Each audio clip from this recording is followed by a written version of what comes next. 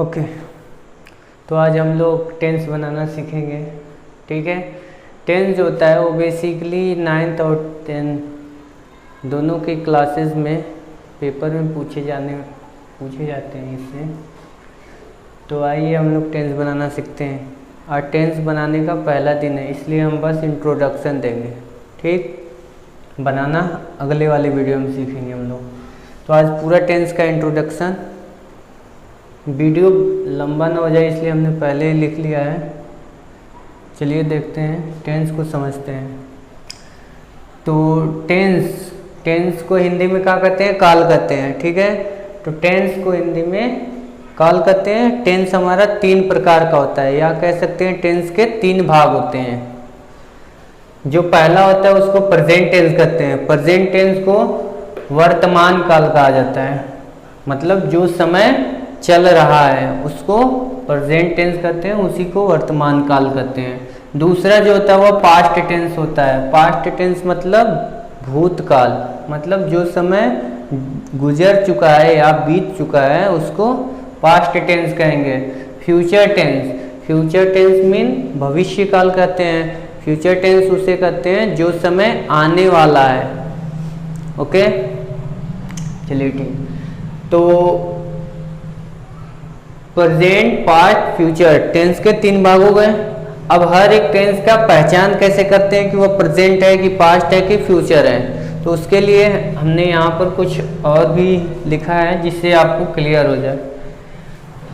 तो present tense का पहचान कैसे करते हैं? तो जब वाक्य के अंत में है, हो, हूं आए तो वह प्रेजेंट टेंस कहलाता है। जब वाक्य के अंत में कोई भी सेंटेंस हो, उसके आखिरी में यानी कि सबसे अंत में ही देखते हैं, अगर सबसे अंत में है, हो आए तो वह प्रेजेंट टेंस कहलाता है।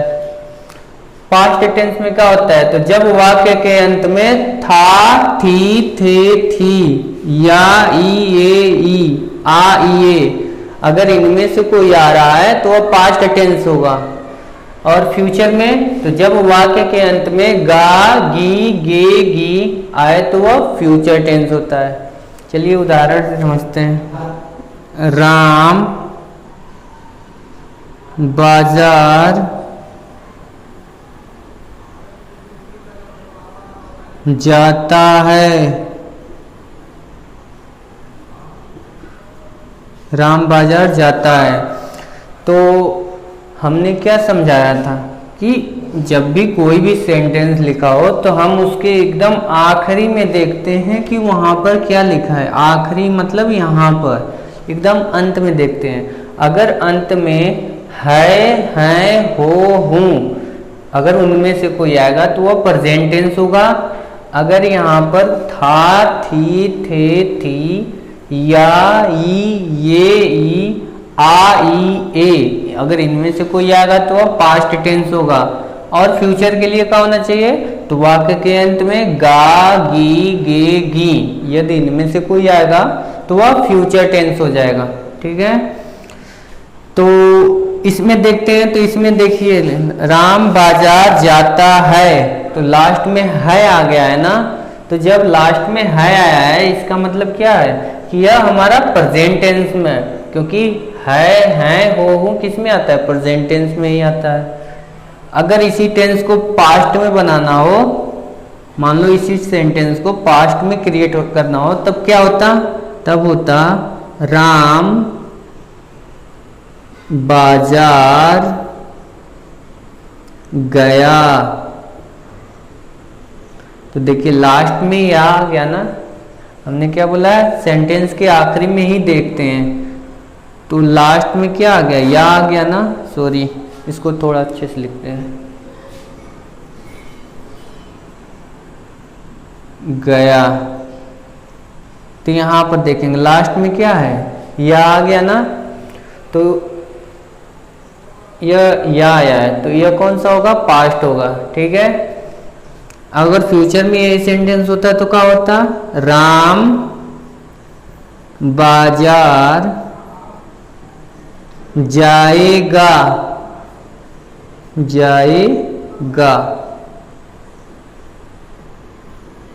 अब यहाँ पर देखिए लास्ट में क्या आया है, लास्ट में गा आ गया, तो लास्ट से ही पहचान करते हैं कि वह प्रेजेंट में है कि पास्ट में है कि फ्यूचर में है।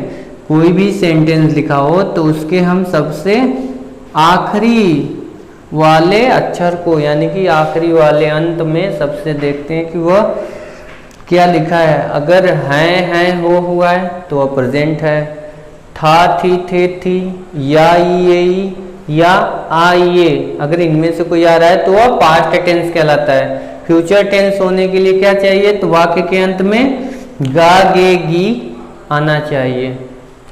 तो आशा करते हैं आप लोग को तो प्रेजेंट, पास्ट और फ्यूचर पहचानने तो आ गया होगा, क्योंकि देखिए जब तक हम पहचानेंगे नहीं तब तक उसका इंग्लिश क्रिएट नहीं कर सकते, बना नहीं सकते, ट्रांसलेट नहीं कर सकते। ठीक है, तो सबसे पहले हमको हिंदी को पहचानना जरूरी है। एक बार फिर से बता रहे हैं, टेंस जो होता है वो हमारा 3 तरह का होता है, प्रेजेंट टेंस, पास्ट टेंस और फ्यूचर टेंस।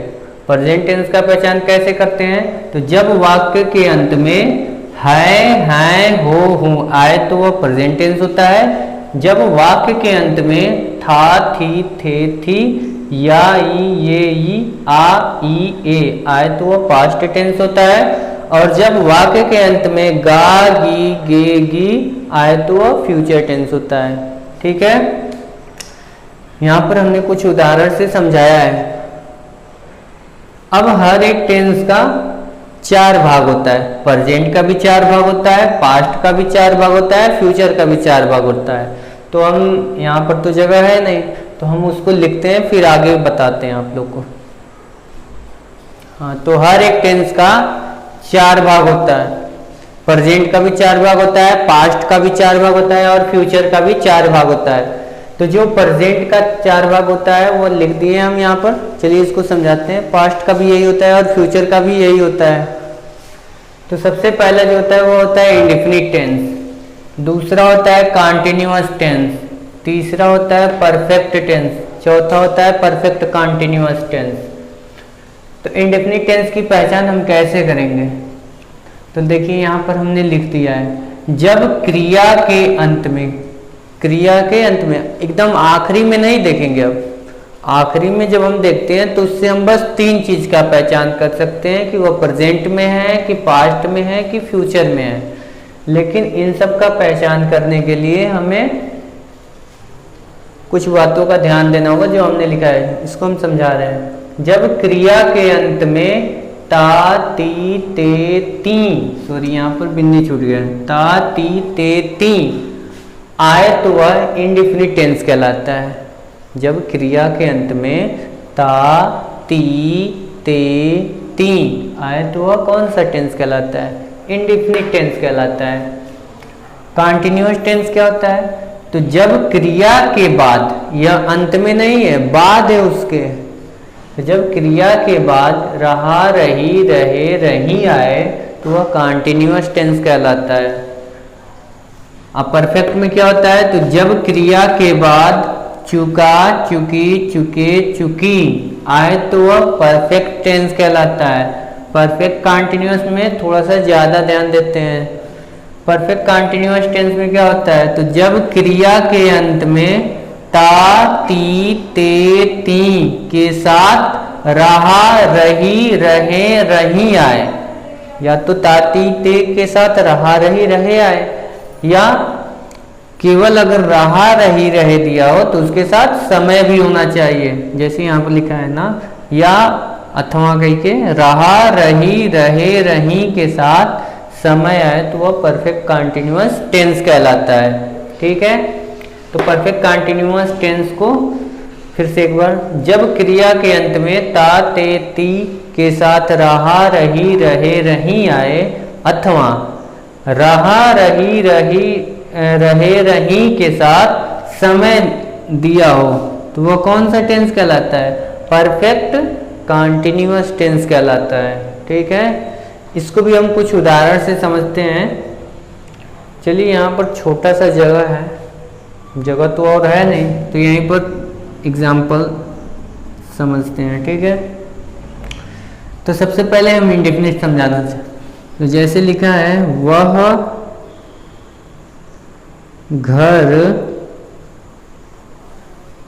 जाता है,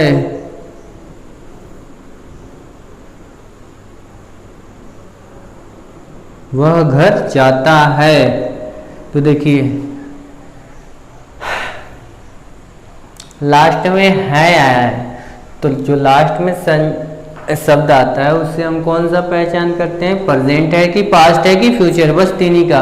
और जब उससे पहले आएंगे थोड़ा सा पहले, तो यहाँ पर देखिए क्रिया, जाना क्रिया होता है ना, जाना, गाना, सोना, रोना, धोना, जगना, उठना, पढ़ना, लिखना, ये सब क्रिया है।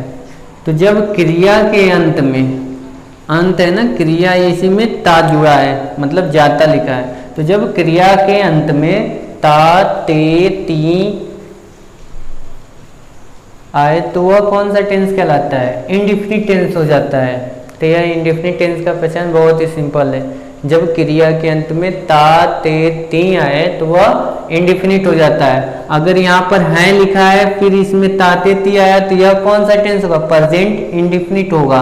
अगर यहाँ पर है न लिखकर था लिख दे, वह घर जाता था, तो यह कौन सा टेंस हो जाएगा, तो यह पास्ट का इंडेफिनिट हो जाएगा। क्यों, क्योंकि लास्ट में था आया है तो यह पास्ट हो जाएगा, और उसके पहले ता, ते, ती आया है क्रिया के अंत में, तो वह कौन सा हो जाएगा, पास्ट का इंडेफिनिट हो जाएगा। अगर इसको फ्यूचर का इंडेफिनिट बनाना होता तो हम क्या लिख सकते हैं, तो यहाँ पर अगर वह घर जाता होगा,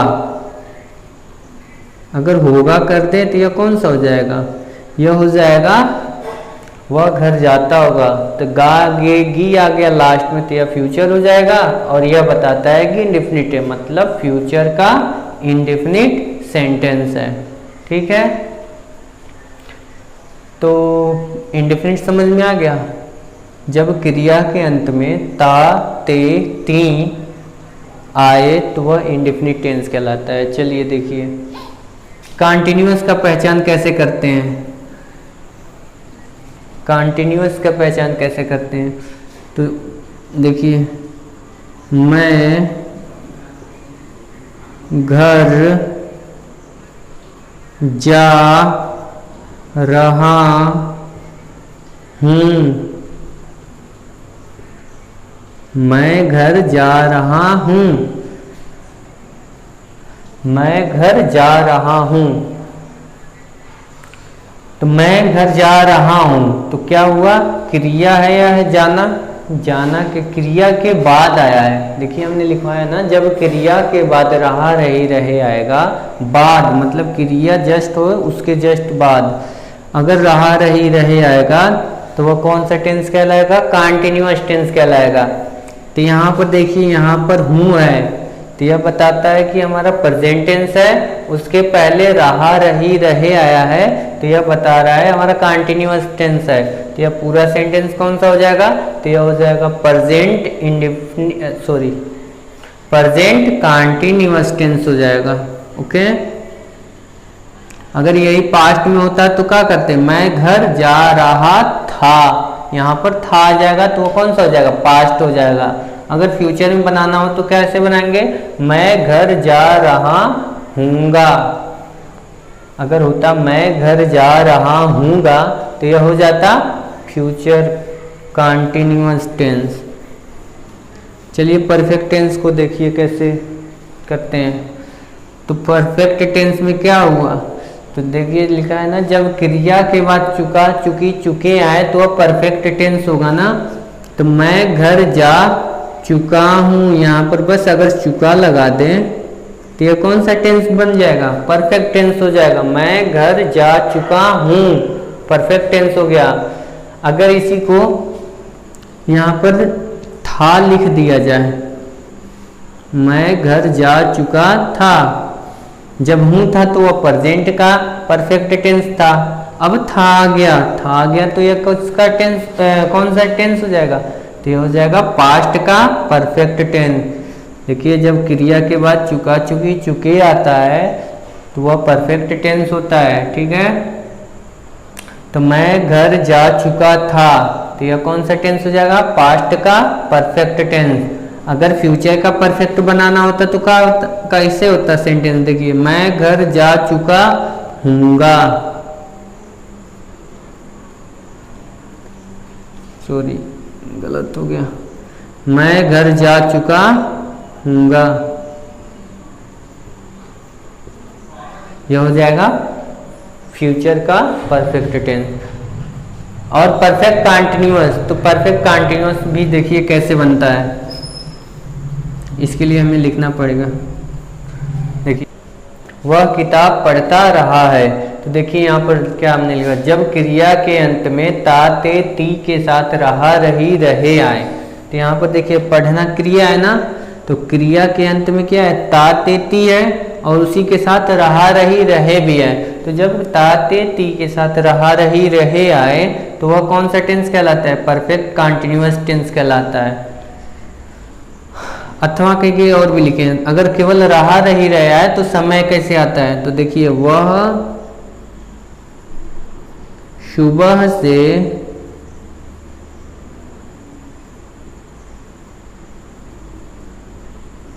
किताब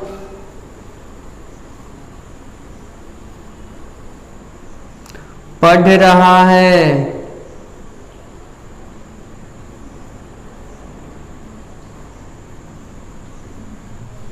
वह सुबह से किताब पढ़ रहा है।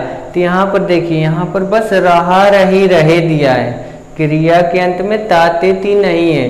तो जब केवल रहा रही रहे हो तो उसके साथ समय भी होना चाहिए। जैसे यहाँ पर समय दिया है सुबह से, शाम से, दोपहर से, 2 बजे से, 2 दिनों से, सोमवार से, मंगलवार से, जनवरी से, फरवरी से, सन 2005 ईस्वी से, 2010 ईस्वी से, मतलब ये सारा समय होता है। तो यह समय होना बहुत ज़रूरी है, तभी हम कह सकते हैं कि वह परफेक्ट कंटीन्यूअस टेंस होगा। तो आशा करते हैं आपको इंडेफिनिट, परफेक्ट और कंटीन्यूअस और परफेक्ट कंटीन्यूअस चारों समझ में आ गया होगा। तो इसको नोट करते भी रहिए, वीडियो को पॉज करके सारा जितना लिखवा रहे हैं एक कॉपी पर फेयर कॉपी बना लीजिए, उस पर नोट करते रहिए, तभी हम अच्छे से सीख पाएंगे इंग्लिश कैसे बनाए, सेंटेंस को कैसे ट्रांसलेट करें। तो पहले अभी हम समझा रहे हैं, ट्रांसलेट करना नेक्स्ट वीडियो में सिखाएंगे, यह बहुत ज़रूरी है, इसको पूरा देखना, बीच में कहीं स्किप मत कर देना वरना समझ में नहीं आएगा, ठीक है। चलिए, अब हर एक टेंस का भी क्या होता है?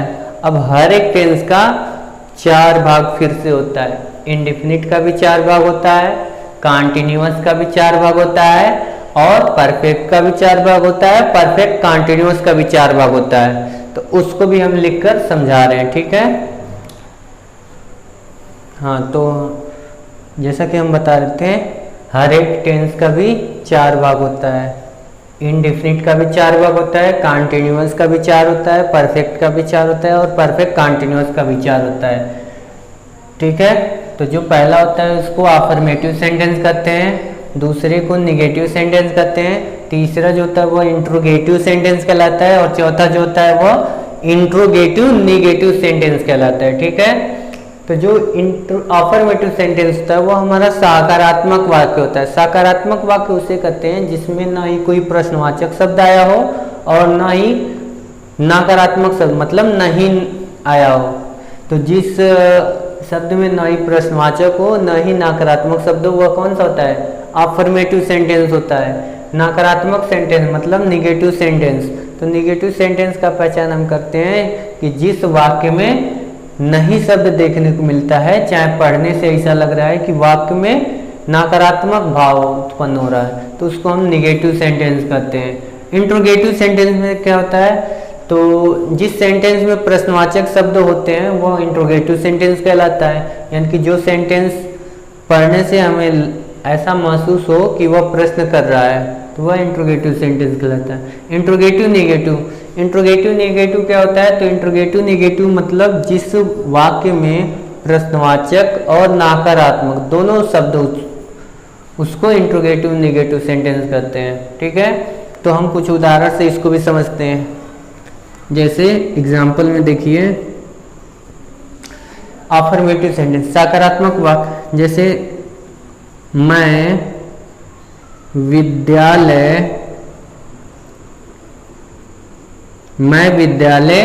जाता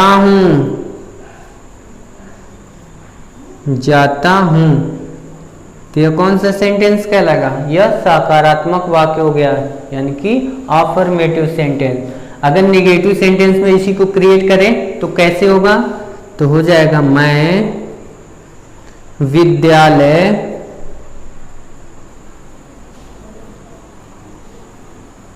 नहीं जाता हूं।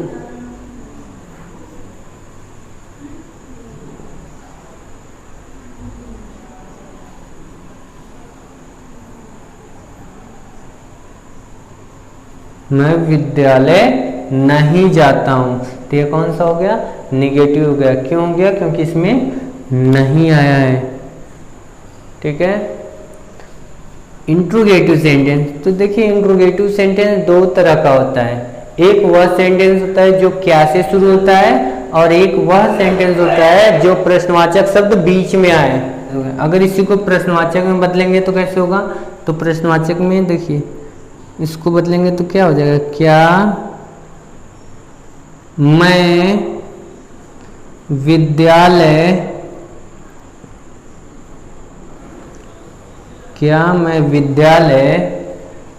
जाता हूं?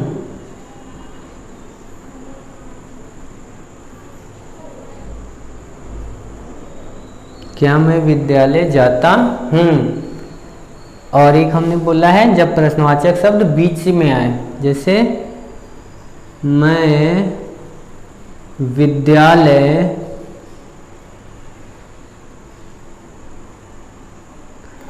कब जाता हूं?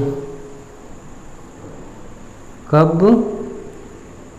जाता हूं? तो जब प्रश्नवाचक शब्द या तो बीच में आए या क्या से शुरू होता है, तो दोनों ही सेंटेंस क्या कहलाता है? दोनों ही सेंटेंस इंट्रोगेटिव सेंटेंस कहलाता है। ठीक है। अब इंट्रोगेटिव निगेटिव, तो इंट्रोगेटिव निगेटिव यहाँ पर हम लिख रहे हैं। ठीक है, क्योंकि इधर जगह नहीं है। अगर इसी को बनाए इंट्रोगेटिव निगेटिव सेंटेंस में तो कैसे क्रिएट होगा? तो हो जाएगा क्या मैं विद्यालय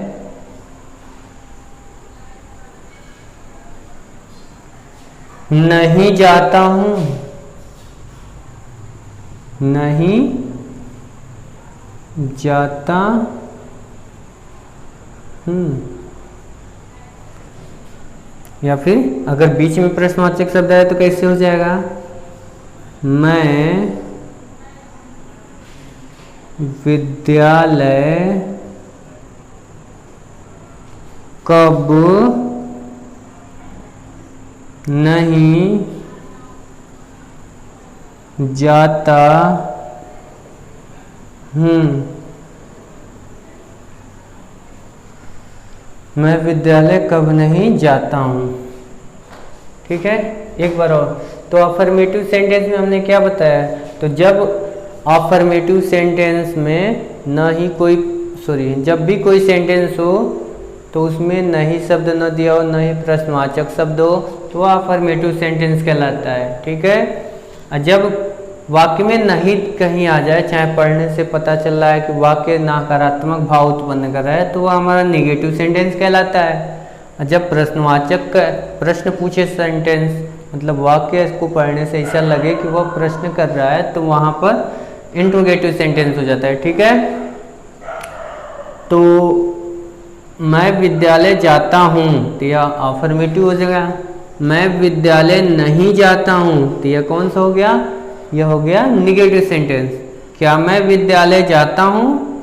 मैं विद्यालय कब जाता हूँ? ये दोनों ही सेंटेंस इंट्रोगेटिव सेंटेंस होंगे।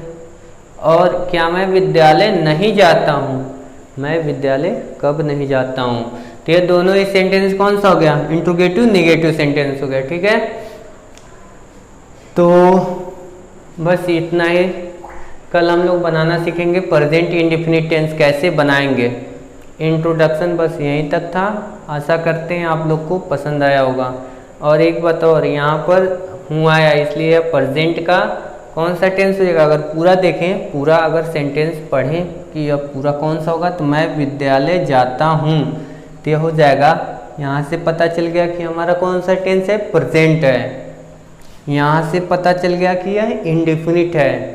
और इंडेफिनिट का कौन सा भाग है, तो इसको पढ़ने से पता चल रहा है कि अफर्मेटिव भाग है। मतलब इसको हम बोलेंगे प्रेजेंट इंडेफिनिट टेंस का अफर्मेटिव सेंटेंस है। ठीक है, इसी तरह इसको प्रेजेंट इंडेफिनिट टेंस का निगेटिव सेंटेंस है। ठीक, प्रेजेंट इंडेफिनिट टेंस का इंट्रोगेटिव सेंटेंस है। और यह इसको कहेंगे प्रेजेंट इंडेफिनिट टेंस का इंट्रोगेटिव नेगेटिव सेंटेंस है। ठीक है,